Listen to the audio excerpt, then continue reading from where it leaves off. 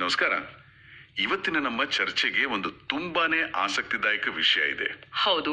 ಕೇವಲ 30 ರೂಪಾಯಿ ಅಂದ್ರೆ ಬಹುಶಃ ಒಂದು ಕಾಫಿಯ ಬೆಲೆಗಿಂತನೂ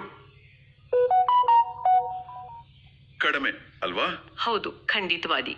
ಅದೇ 30 ರೂಪಾಯಿ 1,000 ಕೋಟಿ ರೂಪಾಯಿ ಆಗಬಲ್ಲದು ಅಂತ ಒಂದು ಯೋಜನೆ ಹೇಳುತ್ತೆ. ನಮಗೆ ಸಿಕ್ಕಿರೋ ಯೂಟ್ಯೂಬ್ ವಿಡಿಯೋ ಪ್ರತಿ ಮತ್ತು ಕೆಲವು ಟೆಕ್ಸ್ಟ್ ಮೆಸೇಜ್ಗಳು ಈ ಚಾಲೆಂಜ್ 30 ಅನ್ನೋ ಯೋಜನೆ ಬಗ್ಗೆ ಮಾತಾಡ್ತಿವೆ. ಹಾಗಾದ್ರೆ ಇದರ ಅಸಲಿ ಕಥೆ ಏನು? ಇದನ್ನು ಸ್ವಲ್ಪ ಆಳವಾಗಿ ನೋಡೋಣ. ಖಂಡಿತ. ಈ ಯೋಜನೆಯನ್ನ ಅವರು ಕರೆಯೋದು ಡೊನೇಷನ್ ಆಧಾರಿತ ಕ್ರೌಡ್ ಫಂಡಿಂಗ್ ಪ್ಲಾಟ್ಫಾರ್ಮ್ ಅಂತ. ಓಕೆ, ಡೊನೇಷನ್ ಅಂದ್ರೆ ದೇಣಿಗೆ. ಹೌದು, ದೇಣಿಗೆಯ ಮೂಲಕ ನಿಧಿ ಸಂಗ್ರಹಿಸೋದು.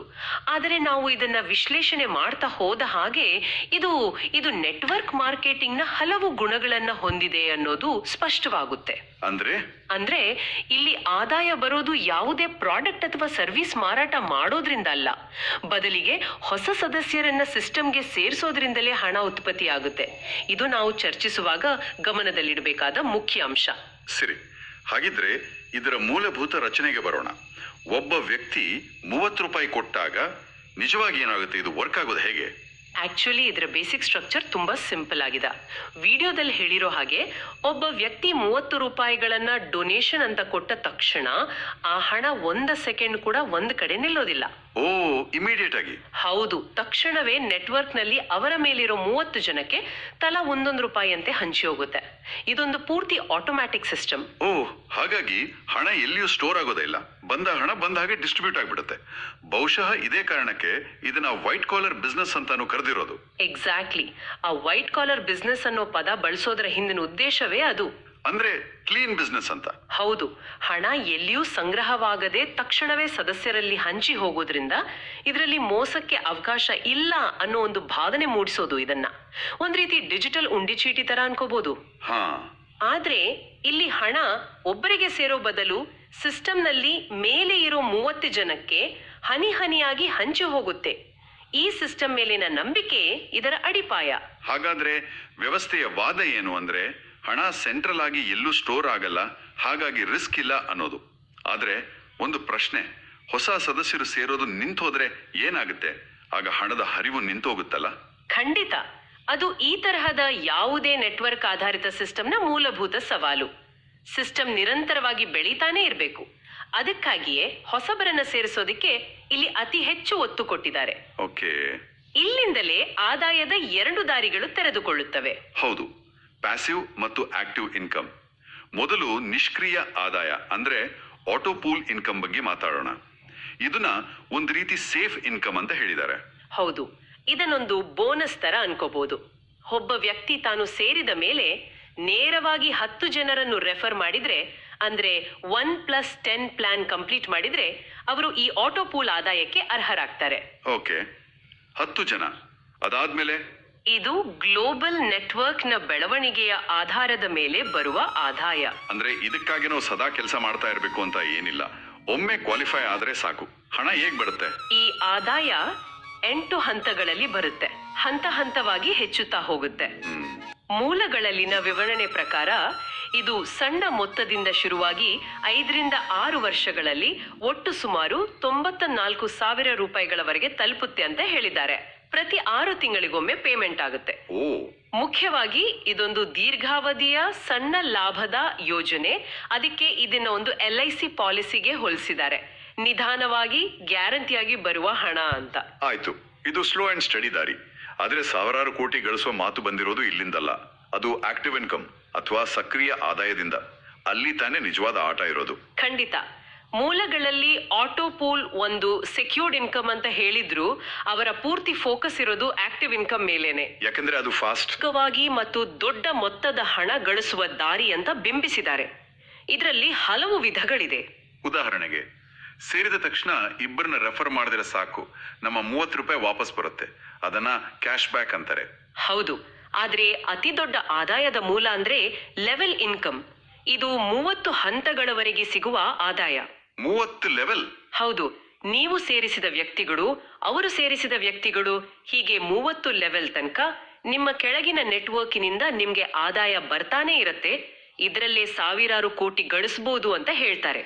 ಆದ್ರೆ ಆದ್ರೆ ಇದು ಸಂಪೂರ್ಣವಾಗಿ ಅವರವರ ಕೆಲಸ ಮತ್ತು ಅವರು ಕಟ್ಟೋ ನೆಟ್ವರ್ಕ್ನ ಗಾತ್ರದ ಮೇಲೆ ನಿಂತಿರುತ್ತೆ. ಅಷ್ಟೇ ಅಲ್ಲ, ಬೋನಸ್ ಇನ್ಕಮ್ ಅಂತಾನೂ ಒಂದಿದೆ. ಅಂದ್ರೆ ನಾವು ಗಳಿಸಿದ ಆದಾಯದ ಮೇಲೆ ಮತ್ತೊಂದು ಬೋನಸ್. ಹೌದು. ಉದಾಹರಣೆಗೆ 1 ಲಕ್ಷ ಗಳಿಸಿದ್ರೆ 25,000 ಬೋನಸ್, 1 ಕೋಟಿ ಗಳಿಸಿದ್ರೆ 10 ಲಕ್ಷ ರೂಪಾಯಿ ಬೋನಸ್. ಹೀಗೆ ಪ್ರೋತ್ಸಾಹ ಕೊಟ್ಟು ಹೆಚ್ಚು ಹೆಚ್ಚು ಕೆಲಸ ಮಾಡೋ ಹಾಗೆ ಮಾಡ್ತಾರೆ. ಸರಿ, ಈ ಎಲ್ಲ ಆದಾಯದ ಭರವಸೆಗಳು ಕೇಳೋಕೆ ತುಂಬಾನೇ ಚೆನ್ನಾಗಿದೆ.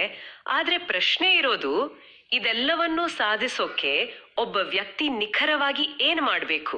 ಹೌದು, ಅದೇ ಮೇನ್ ಪಾಯಿಂಟ್. ಸುಮ್ನೆ 30 ರೂಪಾಯಿ ಕೊಟ್ಟು ಸೇರಿದ್ರೆ ಹಣ ಬರೋದಿಲ್ಲ. ಇದಕ್ಕೆ 3 ಕಡ್ಡಾಯ ಟಾಸ್ಕ್ಗಳನ್ನ ಕೊಟ್ಟಿದ್ದಾರೆ. ಈ 3 ಕೆಲಸಗಳನ್ನ 1 ವರ್ಷಗಳ ಕಾಲ ತಪ್ಪದೆ ಯಾರ ಮಾತನ್ನು ಕೇಳದೆ ಪಾಲಿಸಬೇಕು ಅಂತ ಸ್ಪಷ್ಟವಾಗಿ ಹೇಳಿದ್ದಾರೆ. ಮೊದಲನೇ ಟಾಸ್ಕ್ ಐಡಿಗಳನ್ನ ರಚಿಸುವುದು. ಇದು ಬಹಳ ನಿರ್ದಿಷ್ಟವಾಗಿದೆ. ಯೋಜನೆಗೆ ಸೇರಿದ ಮೊದಲ 3 ದಿನಗಳಲ್ಲಿ ಪ್ರತಿದಿನ 10 ಐಡಿಗಳನ್ನ ಕ್ರಿಯೇಟ್ ಮಾಡಬೇಕು. ದಿನಕ್ಕೆ 10? ಹೌದು. ಅಂದ್ರೆ 3 ದಿನಗಳಲ್ಲಿ ಒಟ್ಟು 30 ಐಡಿಗಳು. 1 ನಿಮಿಷ.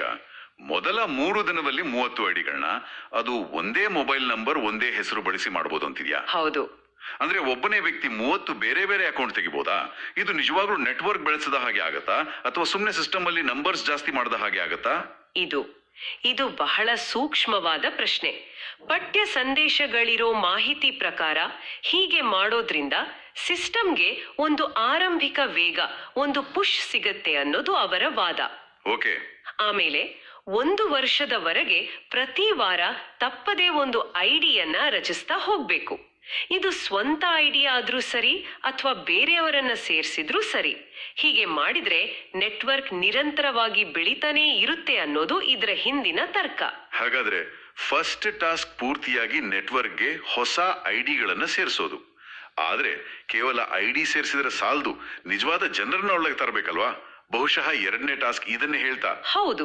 ಟಾಸ್ಕ್ 2 ಮಾಹಿತಿಯನ್ನ ಹಂಚ್ಕೊಳ್ಳೋದು, ಅಂದ್ರೆ ಶೇರ್ ಮಾಡೋದು. ಹೇಗೆ?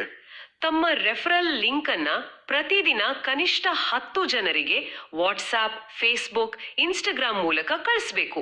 ಬರೀ ಲಿಂಕ್ ಅಷ್ಟೇ ಅಲ್ಲ, ಅದರ ಜೊತೆಗೆ ಆಡಿಯೋ ಮೆಸೇಜ್, ಯೂಟ್ಯೂಬ್ ಲಿಂಕ್ ಮತ್ತು ಯೋಜನೆಗೆ ಸಂಬಂಧಪಟ್ಟ ಲೇಖನಗಳನ್ನು ಕಳಿಸ್ಬೇಕು.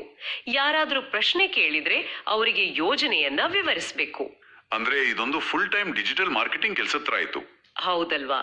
ಇದು ನಿರಂತರವಾಗಿ ಹೊಸಬರನ್ನ ಅಟ್ರಾಕ್ಟ್ ಮಾಡೋ ಒಂದು ತಂತ್ರ. ಆಯ್ತು. ಇನ್ನು 3ನೇ ಟಾಸ್ಕ್, ಅದು ಶಿಕ್ಷಣಕ್ಕೆ ಸಂಬಂಧಿಸಿದ್ದು. ನಿಖರವಾಗಿ. ಟಾಸ್ಕ್ 3 ಶಿಕ್ಷಣ ಮತ್ತು ತರಬೇತಿ. ಯೋಜನೆಯ ಬಗ್ಗೆ ಪೂರ್ತಿಯಾಗಿ ಕಲಿಬೇಕು ಮತ್ತು ತಾನು ಕಲ್ತಿದ್ದನ್ನ ಬೇರೆಯವರಿಗೆ ಕಲಿಸಬೇಕು. ಏನೇನ್ ಕಲಿಬೇಕು? ಉದಾಹರಣೆಗೆ ರಿಜಿಸ್ಟ್ರೇಷನ್ ಮಾಡೋದು ಹೇಗೆ, ಐಡಿಯನ್ನ ಟಾಪ್ ಅಪ್ ಮಾಡೋದು, ಮತ್ತು ಮುಖ್ಯವಾಗಿ ಪವರ್ ಆಫ್ ಕ್ರೌಡ್ ಫಂಡಿಂಗ್ ಮತ್ತು ಪವರ್ ಆಫ್ ಕಾಂಪೌಂಡಿಂಗ್ ಅಂದ್ರೆ ಏನು ಅನ್ನೋದ್ರ ಬಗ್ಗೆ ತಿಳ್ಕೋಬೇಕು. ಅಂದ್ರೆ ಪ್ರತಿಯೊಬ್ಬ ಮೆಂಬರು ಕೂಡ ಒಬ್ಬ ಲೀಡರ್ ಆಗ್ಬೇಕು. ಒಂದು ಕ್ಷಣ ಯೋಚಿಸಿದ್ರೆ ಈ 3 ಟಾಸ್ಕ್ಗಳು ನಿಜವಾಗ್ಲೂ ಒಂದು ಫುಲ್ ಟೈಮ್ ಕೆಲಸ ತರಾನೇ ಕಾಣಿಸ್ತಿವೆ. ನಿರಂತರ ನೇಮಕಾತಿ, ಪ್ರತಿದಿನ ಪ್ರಚಾರ ಮತ್ತು ಟ್ರೈನಿಂಗ್, ಇದೆಲ್ಲವನ್ನು ಕೇವಲ 30 ರೂಪಾಯಿಗಾಗಿ ಮಾರಬೇಕು ಅಂತ ಹೇಳಲಾಗ್ತಿವೆ. ಹೌದು. ಅದಕ್ಕಾಗಿಯೇ ಇಲ್ಲಿ ಬರೀ ಕೆಲಸದ ಬಗ್ಗೆ ಅಲ್ಲ, ಒಂದು ನಿರ್ದಿಷ್ಟ ಮೈಂಡ್ ಸೆಟ್ ಬಗ್ಗೆನೂ ಪದೇ ಪದೇ ಮಾತಾಡಿದ್ದಾರೆ. ಇದು ಈ ಯೋಜನೆಯ ಒಂದು ಪ್ರಮುಖ ಭಾಗ. ಯೋಚಿಸಿ ಮತ್ತು ಶ್ರೀಮಂತರಾಗಿ, ಅಂದ್ರೆ ಥಿಂಕ್ ಅಂಡ್ ಗ್ರೋ ರಿಚ್ ಅನ್ನೋ ತತ್ವವನ್ನ ಇಲ್ಲಿ ತಂದಿದ್ದಾರೆ. ಇದು ಕಠಿಣ ಪರಿಶ್ರಮ ಅಲ್ಲ, ಸ್ಮಾರ್ಟ್ ವರ್ಕ್ ಅಂತ ಹೇಳಿದ್ದಾರೆ. ನನ್ನ ಪ್ರಶ್ನೆ ಏನು ಅಂದ್ರೆ, ಈ ಮೈಂಡ್ ಸೆಟ್ ಬಗ್ಗೆ ಯಾಕೆ ಇಷ್ಟೊಂದು ಒತ್ತಿ ಹೇಳ್ತಾರೆ? ಇದು ಬರೀ ಮೋಟಿವೇಶನ್ಗಾಗಿ ಅಥವಾ ಈ ತರದ ಯೋಜನೆಗಳಲ್ಲಿ ಮೆಂಬರ್ಸ್ ಗಳನ್ನ ಹಿಡಿದಿಟ್ಕೊಳ್ಳೋಕೆ ಇದೊಂದು ಸಾಮಾನ್ಯ ತಂತ್ರನಾ?